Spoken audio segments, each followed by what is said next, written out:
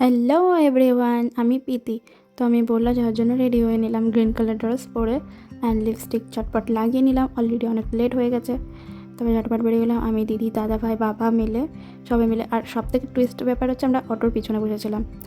রাস্তাটা খুব সুন্দর ছিল আর ভিউ এনজয় করতে করতে আমরা বললা পৌঁছেও গেলাম। আর রাস্তায় প্রচুর ভিড় ছিল, তো আমরা যেমন তেমন করে বেশ তেমন ভিড় ছিল না, জাস্ট অটোর জন্যই ভিড়টা বেশি লাগছিল, অটো আর বাইকটার জন্যই। আদারওয়াইজ সেরকম ভিড় ছিল না। তো আমরা গেটেও পৌঁছে গেলাম, পৌঁছতে পৌঁছতে অনেক লেট হয়ে গেছিলো। আর ফাইনালি আমরা বললা মার দর্শন করলাম। বললা কালী মন্দিরে আমি ফার্স্ট টাইম আসলাম, খুব ভালো লাগলো মার দর্শন করে।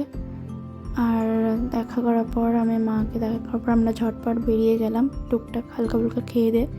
আর তোমরা কারা কারা বললা মন্দিরে এসেছো জানিও কিন্তু কমেন্ট সেকশনে।